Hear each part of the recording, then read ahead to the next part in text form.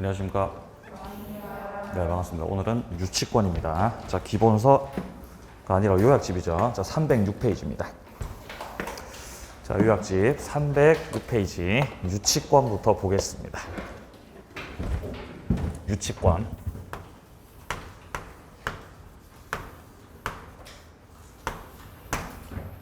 첫 번째는 특성입니다.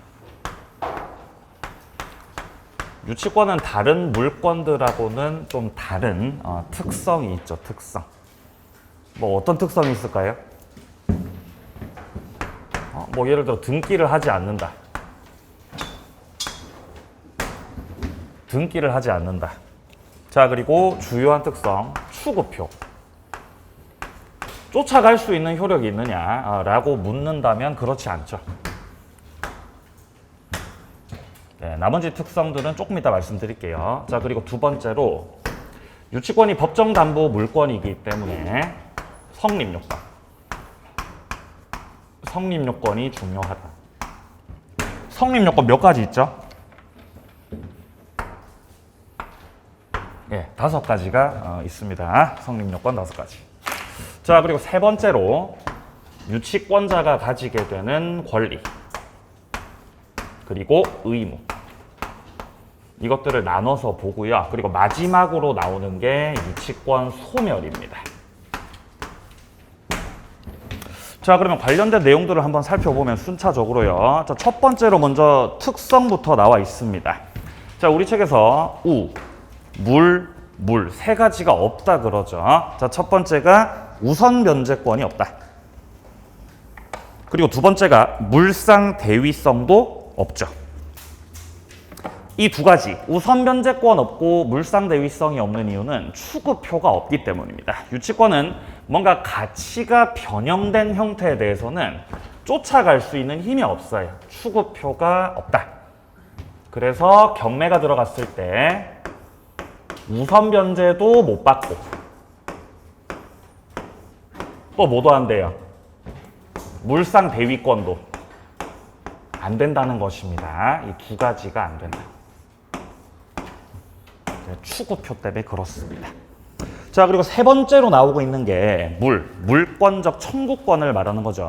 물권적 청구권이 준용되지가 않습니다. 자, 여기서 물권적 청구권 자체가 준용되지 않는다는 것은 213조, 214조가 전부 다 준용되지 않아요. 몇 조랑 몇 조요? 213조하고 214조하고. 213조 소유권에 기한 물권적 반환 청구, 그리고 214조 재거 청구 예방 청구. 이 두 가지가 전부 다 준용되지가 않아요. 자, 준용되지 않기 때문에 유치권에 기해서는 물권적 청구권을 행사할 수가 없죠. 그럼 뭘 가지고 행사해야 돼요? 점유권 가지고. 맞습니다. 점유권 가지고 행사하는 물권적 청구권은 204조부터 시작해서 206조였습니다. 여기에서 규정되어 있는 점유보호 청구권, 이것을 행사해서 유치권을 다시 회복시켜야 될 것입니다. 네, 요거는 행사가 가능합니다. 점유를 하기 때문에. 자, 그래서 밑에 1번에 우선 변제 못 받고, 2번에 물상 대위 안 되고, 3번에 물권적 청구권도 안 된다. 자, 밑에 4번을 보겠습니다. 불가분성이 인정된다. 여기서 말하는 불가분성이라고 하는 것은 피담보 채권의 불가분성입니다. 자, 관련된 판례를 보면 다세대주택 창호공사를 완성했습니다. 그러면 공사를 완료했기 때문에 창호, 공사비를 받으셔야 되겠습니다. 근데 공사비를 안 주니까 점유를 해서 유치권 행사를 하는 건데, 지금 점유를 주택 전체를 점유했어요? 한 세대만 점유했어요? 한 세대만 점유했다는 거죠. 그러면 한 세대만 점유를 하고 있기 때문에 그 점유하고 있는 한 세대, 그 채권에 대해서만 유치권 행사가 되느냐? 그게 아니라는 거예요. 비록 점유는 한 세대만 하고 있지만 이때 행사하는 유치권자의 피담보 채권은 한 세대에 대한 공사대금이 아니고 주택 전체에 대한 공사대금, 전부에 대해서 유치권 행사가 가능하다라는 거죠. 그러니까 피담보 채권이 쪼개져 안 쪼개져? 안 쪼개진다는 거죠. 이게 불가분성입니다. 자, 그 둘째 줄에 이런 말이 나오잖아요. 한 세대에 시행한 공사대금 채권이 아니고 전체 세대에 대한 공사대금 채권을 피담보 채권으로 해서 유치권이 성립하게 되겠습니다. 자, 이제 오른쪽 페이지로 갑니다. 2번으로 넘어가면 유치권과 동시이행 항변의 차이가 나오고 있습니다. 자, 예를 들어서 갑이 어떤 건물을 갖고 있는데요. 갑이 건물을 가지고 있어요. 자, 건물을 가지고 있고 이 갑이 소유하고 있는 건물을 을이 공사를 했어요. 공사를. 그러면 이제 공사를 완료했기 때문에 공사비 받아야죠. 공사비. 을에게는 공사비 채권이 생겼습니다. 그럼 갑이 공사비 줘야 되죠? 공사비 줘야 안 줘요? 안 주죠. 유치권에 나오는 애들은 돈 주는 애들, 안 주는 애들 다 안 주죠? 돈 안 주죠. 자, 근데 여기서 갑과 을 사이에 이루어진 이 도급 계약이라고 하는 거는요. 도급 계약. 이 도급 계약은 쌍무 계약이에요. 쌍무 계약. 일을 맡긴 도급인 같은 경우는 대금을, 공사 대금을 지급할 의무가 있고, 그리고 을은 수급인으로서 공사를 완료해 줘야 될 의무가 있는 거죠. 자, 따라서 이 경우 갑이 공사비를 을에게 지급하지 않으면 을은 공사비를 받을 때까지, 갑으로부터 공사비를 받을 때까지 이 계약이 쌍무 계약이기 때문에 동시이행의 항변을 할 수 있어요. 동시이행의 항변. 그러니까 동시이행 항변을 한다는 건 내가 지금 공사를 완료했지만 이 건물을, 완료한 건물을 당신한테 인도시켜, 인도 안 시켜? 인도 안 시키는 거예요. 항변권으로 인도시키지 않을 수 있습니다. 자, 근데 여기에 더불어서 을이 가진 채권은 공사한 건물로부터 생긴 채권이기 때문에 을은 여기서 유치권 행사도 할 수 있는 거예요. 유치권 행사를 통해서도 역시 돈 받을 때까지 건물을 넘기지 않습니다. 인도를 거부한다. 그래서 여기서 알 수 있는 건 동시이행 항변권하고 유치권하고는 별개로서 존재하는 제도라는 겁니다. 그럼 을은 권리를 몇 개 가지고 있다? 2개 갖고 있는 거예요. 2개가. 이 2가지 권리는 별개입니다. 별개. 서로 영향 미쳐 안 미쳐? 안 미칩니다. 별개입니다. 별개. 근데 이 2가지가 차이가 있다는 거예요.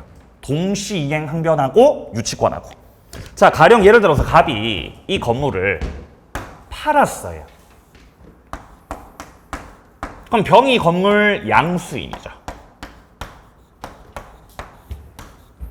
이 상태에서 을은 동시이행의 항변을 갑에게는 주장할 수가 있죠. 물론.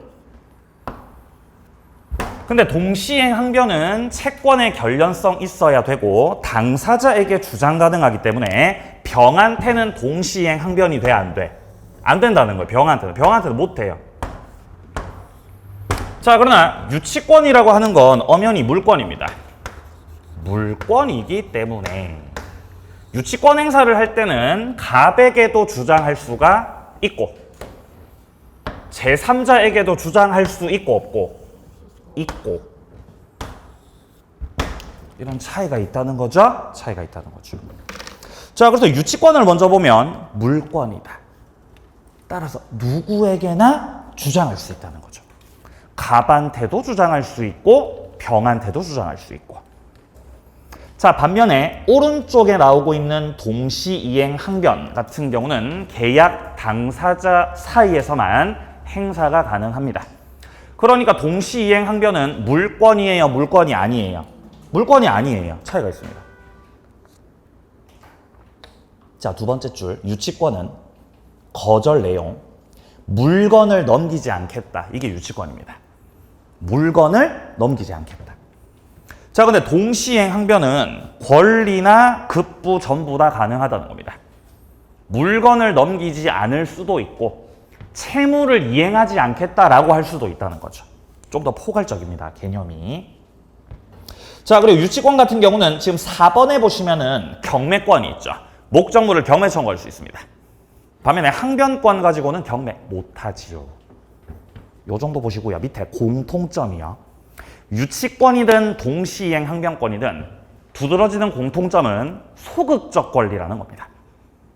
소극적으로 버티고 하염없이 기다린다라는 거예요.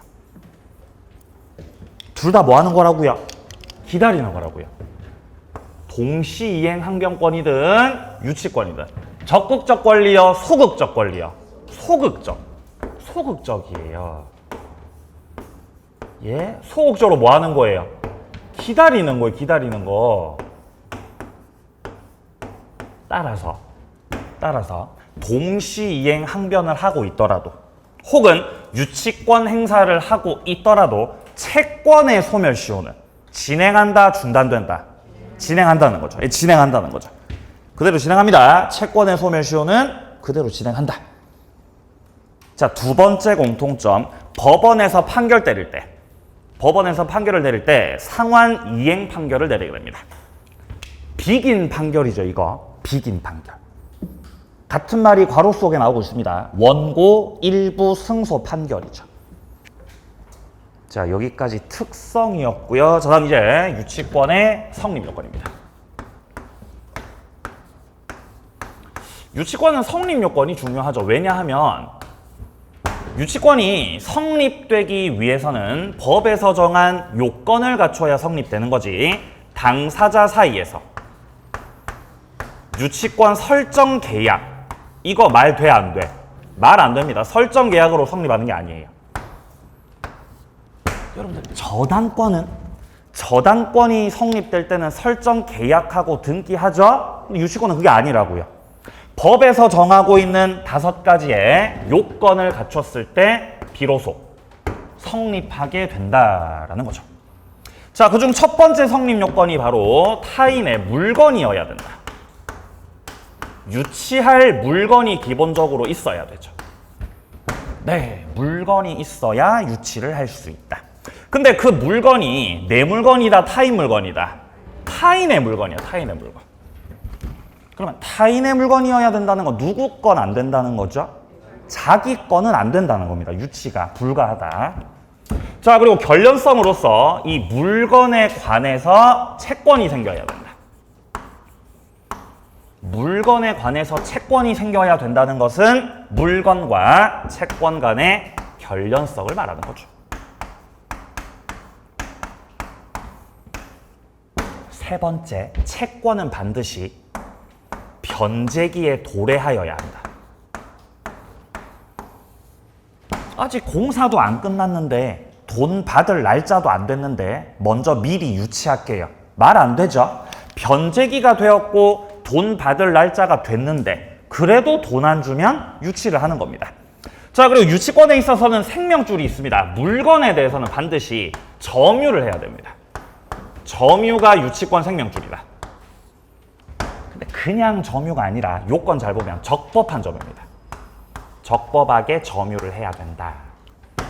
그러니까 무슨 점유는 안 된다는 거죠? 불법은 안 된다는 거지. 마지막으로 유치권 성립을 배제시키는 특약이 들어가면은 그거 안 된다는 거죠. 배제 특약은 없어야 된다.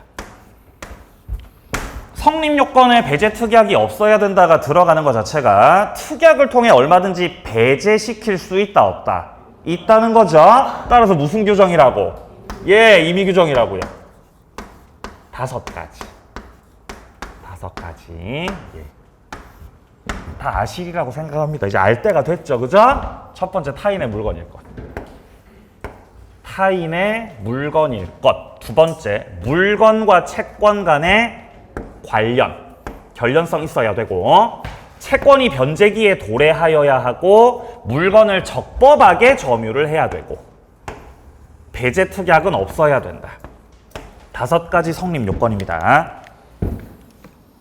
자, 그러면 첫 번째 성립 요건부터 보겠습니다. 1번, 타인의 물건일 것. 그래서 지금 양괄호 1번에 나오는 판례는 자기 소유 물건에 대해서는 유치권이 성립하지 않는다는 겁니다. 단락 보면 수급인이 자신의 노력과 출제로 완성해서 독립한 건물에 해당되는 기성 부분입니다. 둘째 줄에 보시면 도급인과 수급인 사이에서 도급인에게 소유권을 귀속시키기로 한다라는 취지의 그런 특약은 없었어요. 그러면 이 건물은 수급인이 신축한 건물이기 때문에 누구 소유가 되는 거죠? 예, 수급인 소유가 됩니다. 그러니까 수급인 쪽에서 공사비를 못 받았다고 해도 해당 목적물을 유치할 수 없다는 겁니다. 왜냐하면 자기 소유이기 때문에. 자, 내려갑니다. 양괄호 2번이요. 제3자 물건 상관없어요. 타인의 물건에서 말하는 타인이라고 하는 것은 타인. 자기만 아니면 되기 때문에 채무자 물건 괜찮죠. 또 누구 물건도 괜찮아요. 제3자 물건도 괜찮습니다. 채무자의 것이든 제3자의 것이든 상관없다. 자, 페이지 넘깁니다. 양괄호 3번. 구조물에 불과한 정착물이라고 되어 있습니다. 건축에 신축 공사를 도급받은 수급인입니다. 자, 근데 파란 색깔로 표시된 부분에 보시면은 독립한 건물이라고 볼 수가 없는 정착물이다라고 되어 있죠. 그럼 이 정착물이라고 하는 건 독립한 물건이라고요? 독립한 물건이 아니라고요? 독립한 물건이 아니라는 거예요. 갑이 건물을 지어달라 그랬어요. 건물 좀 지어주세요. 그래서 을이 여기서 공사를 시작합니다. 공사를 시작했는데 건물을 짓기 전에 바닥에다가 뭔가를 설치하셨나 봐요. 뭔가를 설치하셨고 아직 건물은 올라갔어, 안 올라갔어? 아직 안 올라갔다는 거예요. 이 상태에서 공사가 중단됐습니다.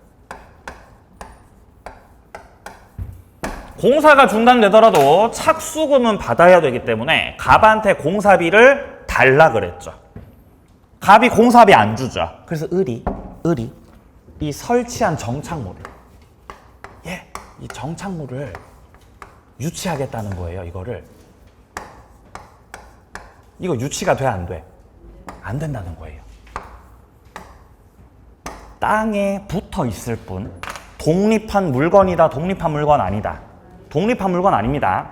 그렇기 때문에 유치를 할 수가 없다는 거죠. 둘째 줄에 이런 말이 나오고 있습니다. 토지에 설치를 했고 공사가 중단이 됐는데 이 정착물은 그냥 토지에 부합된 것에 불과하다는 거죠. 토지에 합쳐진 무언가일 뿐 독립한 물건으로 볼 수가 없기 때문에 유치할 수 없다. 자, 이제 두 번째 요건 내려갑니다. 물건에 관해서 채권이 생길 것. 결련성인데요. 밑에 쪽 표를 보시면 양괄호 2번에서 목적물과 채권 발생 간의 결련성 여부가 나오고 있습니다. 두 가지로 분류가 되겠죠. 첫 번째, 결련성 인정되는 경우. 그리고 두 번째는 결련성이 인정되지 않는 경우입니다. 자, 먼저 결련성이 인정되는 경우는요. 목적물에다가 뭔가 비용을 투입시켰을 때 이런 것들은 결련성이 인정되는 것들입니다. 자, 대표적인 결련성 인정은요. 비용 상환 청구권이 있어요. 책에 없으니까 추가해 놓으세요. 비용 상환 청구권. 필요비라던가 유익비. 비용을 투입시켜가지고 그 비용들을 받겠다라는 거죠. 결련성 인정입니다.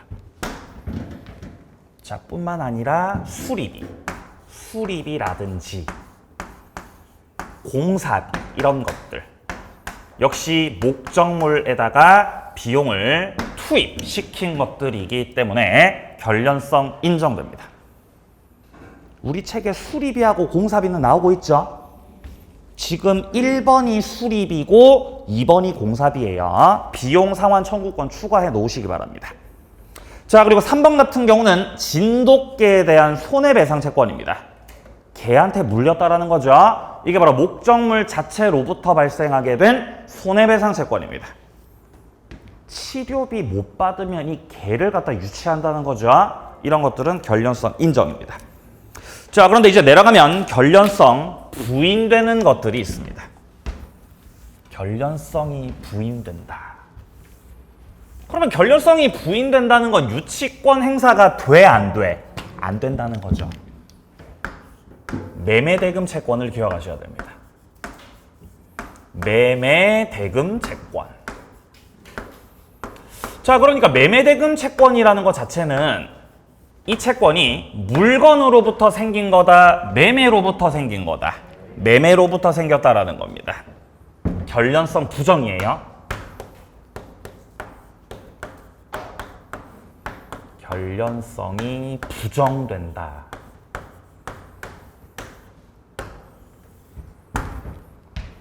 자, 첫 번째 매매대금 채권은요, 뭐가 있느냐? 건축자재대금 채권이 있어요. 건축자재대금. 건축을 하기 위해서 건축에 필요한 여러 가지 자재들을 매수해 왔다는 겁니다. 근데 그 건축 자재값을 주지 않으면은 그자가 돈 달라고 하겠죠. 하지만 그것을 가지고 유치권 행사는 할 수 없습니다. 결국 이 채권은 매매대금 채권이거든요. 자, 그리고 두 번째. 부속물 매수 청구권. 뿐만 아니라 지상물 매수 청구권. 부속물이 됐든 지상물이 됐든 이런 매수 청구권들도 결련성이 부정됩니다. 왜냐하면 부속물, 지상물 매수 청구권을 통해서 형성권이기 때문에 여기서도 매매가 형성되거든요. 그러니까 본질적으로 이 채권들도 매매대금 채권으로 보아야 할 것입니다. 결련성 부정되죠. 자, 그래서 우리 책에서 지금 동그라미 3번에 부속물 매수 청구권 하고요. 그 다음에 5번하고 6번. 5번은 건축 자재대금 채권이고 6번은 말 그대로 매매대금 채권이죠. 이것들은 전부 다 공통적으로 매매대금 채권들입니다. 결련성 부정되는 것들이죠. 그리고 시험에서 계속 반복적으로 물어봐 왔던 게 1번하고 2번이죠. 임대차 보증금하고 2번의 권리금하고 1번의 보증금하고 2번의 권리금하고.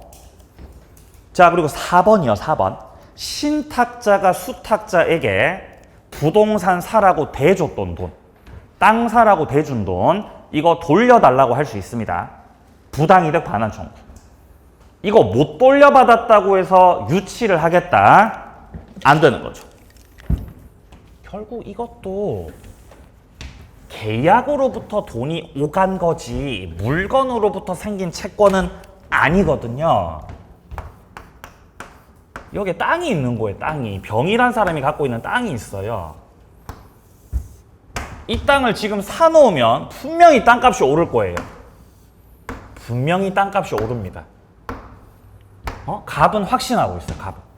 갑은 땅값이 오를 거라고 확신하고 있어. 확신. 어떻게 확신할 수 있는 거죠? 예? 어떻게 확신할 수 있어요? LH라서. 갑의 LH라서 확신하죠. 오를 거다. 그럼 접당을 냅둬야 돼요? 사야 돼요? 사야죠. 근데 지 명의로 안 사죠? 지 명의로 안 사죠. 누구 명의로 사요? 믿을 수 있는 사람. 예를 들어서 나는 처남을 믿어. 처남 믿는다, 처남. 야, 가서 너 저기 좀 땅 좀 사라. 내가 돈 줄게. 대금을 제공하고 돈을 제공하고, 야, 너 가가지고 자, 병하고 매매 계약을 하는 거야. 이렇게 매매 계약을 해. 그리고 네 명의로 받아. 굿. 그럼 여기서 갑이 신탁자죠. 을이 수탁자 되는 거죠. 이런 명의 신탁을 무슨 명의 신탁이라 그래요? 계약명의 신탁. 계약명의 신탁이라 그러죠. 예. 명의는 누구 명의로 돼 있어요? 수탁자명으로 돼 있죠, 지금. 근데 실질적으로 이 땅을 점유하고 사용하고 있는 건 갑이라는 거예요. 갑. 그래서 이 땅을 갖고 와가지고, 자, 병으로부터 이 땅을 사서 지금 현재 갑이 이 땅을 관리하고 있습니다. 그래서 나중에 땅값이 오르면 처남한테 이 땅을 처분하라 그러겠죠? 처분하라 그러고 이제 돈을 가지는 거죠. 그렇죠? 이게 이제 LH의 실태죠, 실태. 예. 자, 근데 여기서 매도인이 모르면, 매도인이 매매 계약 당시에 을이 수탁자였다는 것을 몰랐다. 그러면은 이 등기 유효거든요. 이 등기 유효예요. 자, 그러면 유효기 때문에 부동산은 현재 을 겁니다. 을 거. 자, 나중에 땅값이 올랐을 때 이 땅을 팔아야 되는데 아직은 팔면 안 돼요. 조금 더 보유를 해야 될 상황이죠. 그래서 갑이 이제 LH 퇴직하고 나서 불안했던 거예요. 그래서 땅을 넘기라 그래요. 땅 넘겨줘. 다시 넘겨줘, 땅을. 근데 처남이 땅을 넘겨요, 잠수 타요? 잠수 타버리는 거예요. 이때 갑은 부동산 돌려달라고 못하죠? 뭐 달라고 할 수 있어요? 돈 달라고. 그럼 부동산 안 줄 거면 내가 지급했던 그 돈 가지고 오라고. 돈 달라고 부당이득 반환 청구를 할 수 있다는 것입니다. 이때 갑 쪽에서 부당이득 반환 청구권 행사를 했는데 처남이 돈을 안 주고 있다는 겁니다. 그러면 을이 돈 안 준다고 해서 갑이 지금 현재 관리하고 점유하고 있던 이 명의신탁의 목적이 됐던 토지를 유치할 수 있느냐? 예, 유치가 돼야 안 돼요? 유치 안 됩니다. 유치 안 돼요. 갑이 을한테 돈을 줬던 건 명의신탁을 원인으로 돈 갖다 줬던 거죠. 그리고 그 돈을 다시 돌려달라고 할 수 있는 것도 명의신탁이 무효기 때문이에요. 명의신탁이 뭐라서요? 무효라서, 무효. 명의신탁은 반사회적이에요? 반사회 아니에요? 반사회 아니죠. 반사회가 아니면 돌려달라고 할 수 있어요? 없어요? 할 수 있죠. 예? 갑하고 오라고 명의신탁했죠? 반사회 아니라고요. 그래서 돈을 돌려달라고 할 수 있다고요. 그러면 갑이 돈 돌려받을 권리는 명의신탁이 무효라서 돌려받을 수 있는 거지, 갑의 저채권이 토지로부터 생긴 채권입니까? 그건 아니라는 거예요. 토지에다가 비용 투입했거나 그런 게 아니라는 겁니다. 유치권 행사 불가하다. 그게 지금 4번입니다. 자, 밑에 동그라미 1번을 보겠습니다. 계약명의신탁에서의 신탁자의 부당이득 반환 청구권. 밑에 단락에서 둘째 줄, 이거는 부동산 자체로부터 발생한 채권이 아니다. 자, 그리고 동그라미 2번에 건축 자재 매매대금 채권 나오죠. 자, 이건 말 그대로 매매를 원인으로 생긴 채권에 불과하다. 결련성 인정되지 않습니다. 밑에 3번도 마찬가지였죠. 매매대금 채권이기 때문에 매매를 원인으로 발생한 채권에 불과합니다. 자, 다음 오른쪽 페이지 갑니다. 세 번째 요건 갑니다. 3번이요. 채권자가 물건을 점유해야 한다. 불법 점유가 되면 안 됩니다. 그래서 양괄호 1번에 나와 있듯이 적법하게 점유를 해야 유치권 행사가 가능하다. 자, 동그라미 2번이요.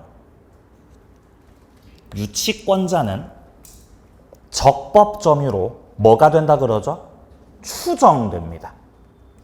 적법 점유 추정이요. 이거 몇 조죠? 200조. 200조 적법 추정이죠. 자, 적법이 추정되기 때문에 유치권자 스스로가 저 불법 아닌데요? 저 불법 아닌데요? 라고 입증해야 돼? 입증 안 해도 돼? 입증 안 해도 되죠. 오히려 상대방 쪽에서 불법이라는 것을 반대 입증할 책임이 있습니다. 자, 내려갑니다. 양괄호 2번이요. 직접 점유, 간접 점유입니다.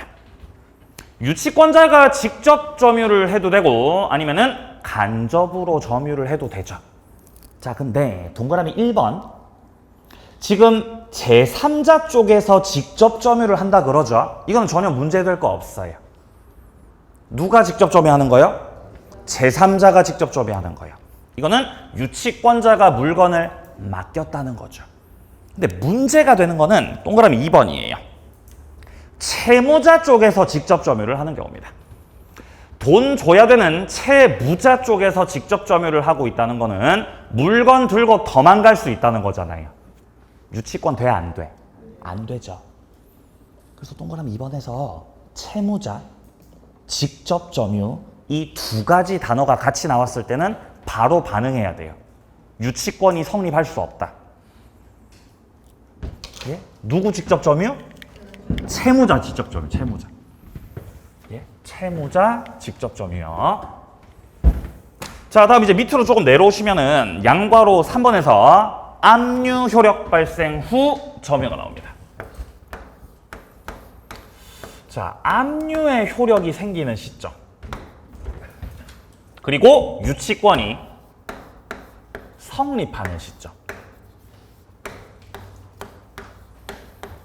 이 두 가지 시기를 비교해야 돼요. 일단 압류가 되었다는 것은 시험에서 경매 신청된 경우가 나옵니다.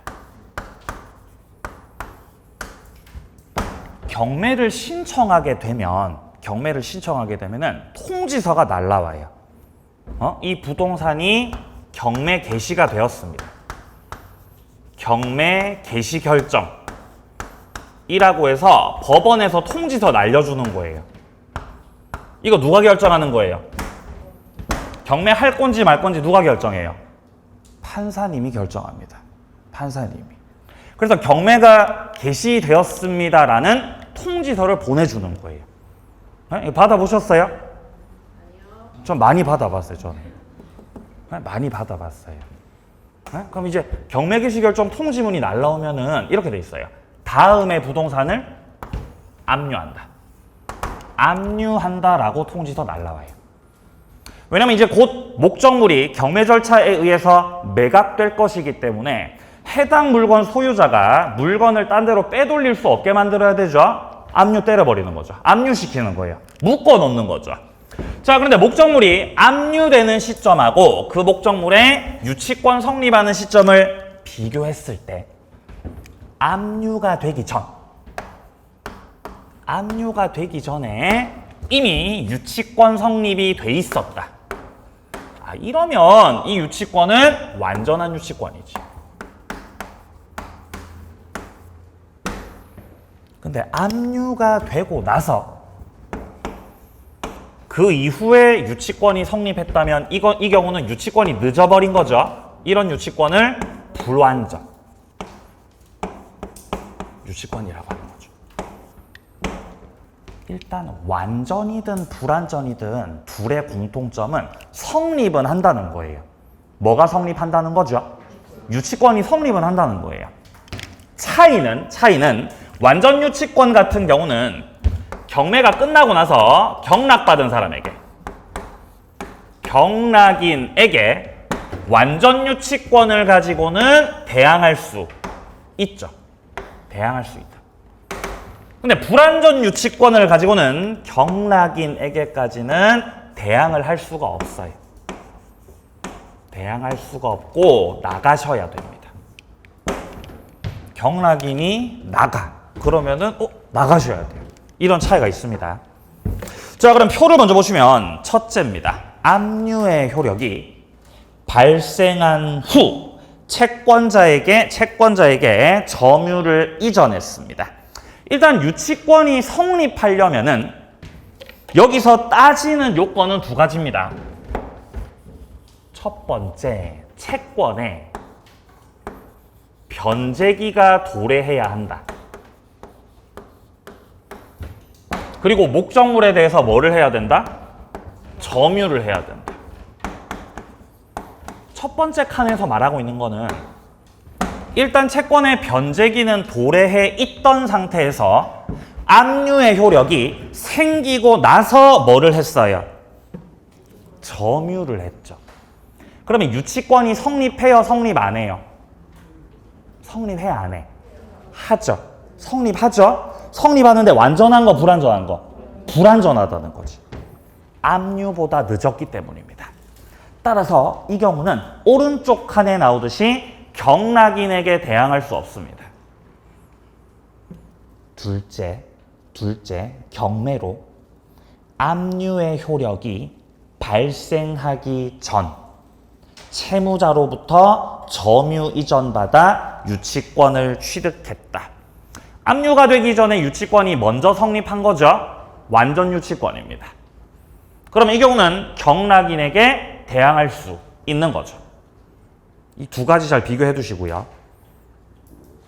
셋째, 가압류가 경료되고 채무자가 채권자에게 점유를 이전해서 유치권이 성립했다는 거죠. 그러면 압류가 빨랐어, 유치권 성립이 빨랐어? 예? 압류가 빨랐어요? 아니요, 가압류인데요. 가압류죠? 가압류는 압류예요, 압류 아니에요? 가압류. 가압류는 압류다, 압류 아니다? 압류 아닙니다. 그럼 뭐예요? 가압류요.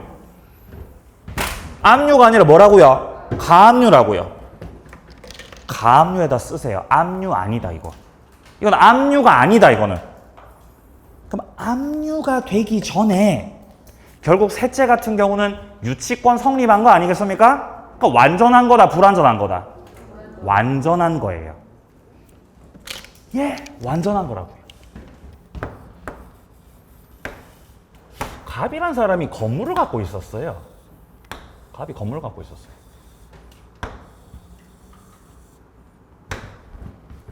건물을 갖고 있었어요. 자, 이 상태에서 을이 갑의 채권자예요.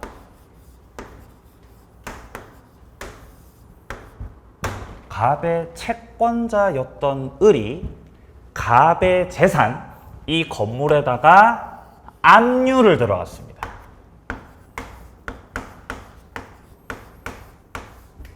여기서 이렇게 곧바로 압류를 들어갈 수 있다는 것은 을의 채권이 이미 판결을 받아놓은 채권이라는 거예요. 이미 판결문이 있는 상태예요, 을이. 그러면 가압류 들어가, 곧바로 본압류 들어가. 그냥 바로 본압류 들어가는 거예요. 판결문 있어서 없어서? 판결문 있으니까 바로 압류 들어가, 바로. 바로. 압류 들어간 다음에 이 갑의 건물을 공사했던 공사비 채권을 가지고 있던 병이 갑으로부터 점유를 넘겨받았어요. 그럼 유치권은 일단 성립은 하는 거죠. 근데 압류가 먼저 되고 나서 유치권 성립한 거죠? 완전이에요, 불완전이에요? 불완전인 거죠. 불완전 유치권. 자, 그런데 을이 갑한테 받을 돈은 있는데 아직 판결은 못 받았어요. 그러면 판결을 받아내려면은 갑을 상대로 소송 제기해야 되죠. 소제기하고 판결 떨어지기까지 시가 좀 걸리죠. 그 시간 동안에 본압류를 할 수가 없으니까 일단 뭐 들어가는 거예요? 가압류 들어가는 거예요. 가압류 들어가면서 소제기하는 거죠. 판결문 아직 없어요. 근데 병이 공사비 채권 갖고 있었고 그 틈에 점유를 이미 했다. 그러면 본압류가 되기 전에 유치권 성립한 거죠. 이거는 완전 유치권, 불완전 유치권? 완전한 거죠, 이거. 가압류하고 본압류하고 다르잖아요. 느껴지세요? 다르다는 게? 다릅니다. 그러니까 가압류는 임시로 하는 거예요. 임시로. 본압류 되기 전에 임시로 하는 거예요. 왜 임시로 하는 거죠? 판결문이 없어서. 판결문 있으면 바로 본압류 때리죠? 근데 그게 없어서 임시로. 넷째입니다. 저당권 설정 후 성립한 유치권입니다. 그러면 저당권이 설정됐으니까 목적물이 압류가 됐어요? 압류가 안 됐어요? 예? 압류 됐어요? 압류 안 됐죠. 뭔 말이냐면은 갑의 건물에 저당권이 설정돼 있었고 저당권이 설정돼 있었고, 갑이 변제를 못하면 저당권자가 경매 신청할 거 아니에요. 너 돈 안 갚냐? 경매 신청. 경매 신청을 하면 저당권자가, 그러면 목적물이 뭐가 돼요? 압류돼요. 저당권이 설정되면 압류돼요? 경매 신청하면 압류돼요? 경매 신청하면 압류됩니다. 이러고 나서 채권자가 점유를 이전받았다면은 그거는 불완전 유치권이겠지만, 지금은 경매 신청을 했어? 아직 안 했어? 아직 안 했고 그냥 저당권이 뭐만 돼 있는 상태? 그냥 설정만 돼 있는 상태라는 겁니다. 그런 상태에서 갑의 건물에서 공사를 완료했던 병이 공사비 채권을 받으셔야 되기 때문에, 너 공사비 줄 때까지 내가 이거 점유한다. 이러면은 유치권 성립하는 거예요. 이렇게. 아직 압류되기 전에 성립한 거죠. 완전한 거, 불완전한 거. 완전한 거죠. 그러면 그 이후에 저당권자가 경매를 신청하더라도,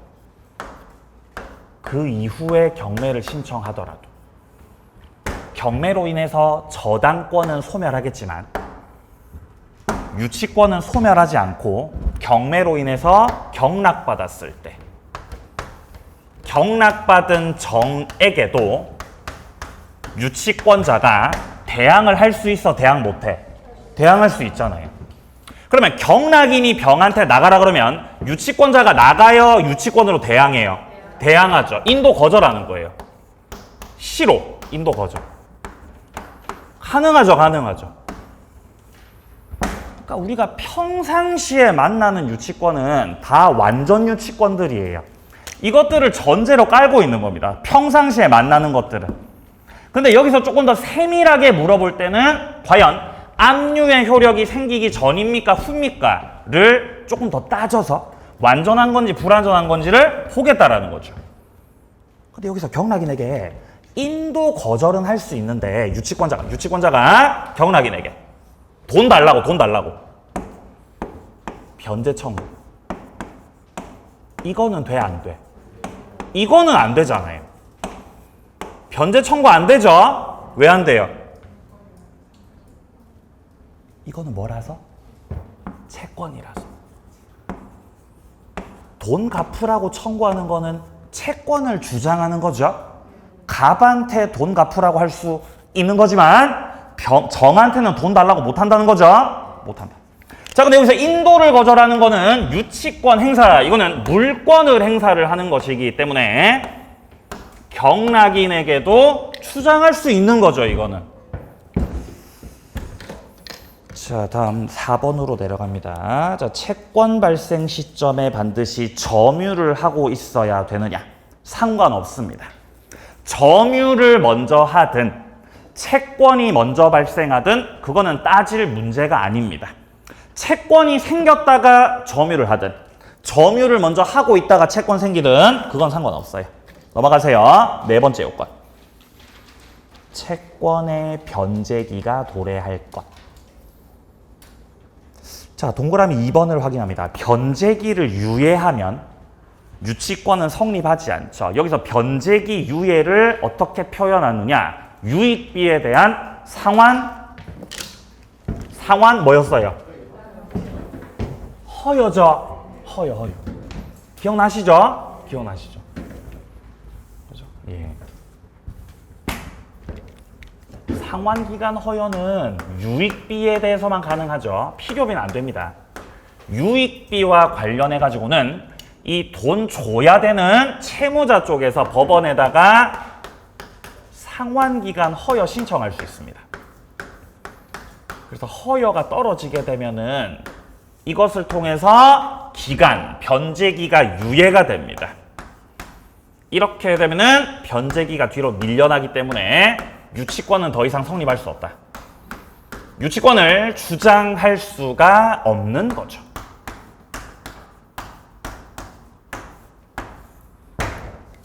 그죠? 그래서 허여, 유예를 기억해야 됩니다. 허여, 유예. 그죠?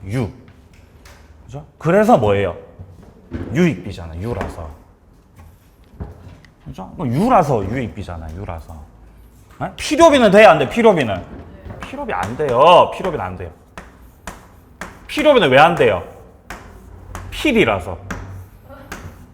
필요비는 필이라서 안 되죠? 유익비는 되잖아요. 왜요? 유라서. 유예. 유예입니다. 유예. 자, 동그라미 3번에 나오죠. 유익비 상환 청구에 대해서는 상환기간 유예가 허용된다. 자, 그러므로 유익비 청구에 대해서 법원이 상환기간 유예를 하게 되면은 유익비 상환 청구권 기초로 해서 유치권은 성립할 수 있다. 좋습니다. 5번째, 배제 특약은 없을 것. 배제 특약이 유효죠. 유치권의 성립을 배제할 수 있다, 없다? 배제할 수 있죠? 임의 규정입니다. 자, 그래서 동그라미 3번에서 임대차가 종료가 되면 건물을 원상 복구해서 명도하기로 했습니다. 그러면 건물을 원상 복구해 주기로 했으니까 이 경우는 임차인 쪽에서 비용을 청구하겠습니다, 청구 안 하겠습니다? 청구 안 하겠다라는 거죠. 그럼 비용도 청구 못하고 그 비용 가지고 유치권 행사도 되고 안 되고? 안 되고. 이 특약은 임차인이 지출한 유익비 상환 청구권 포기하는 내용으로 유효하며 이는 당사자뿐만 아니라 제3자도 주장할 수 있고 이 경우는 유치권 성립할 수가 없습니다. 자, 여기까지 성립 요건이었고요. 밑에 효력부터는 조금 쉬었다가 둘째 시간 이어서 보겠습니다.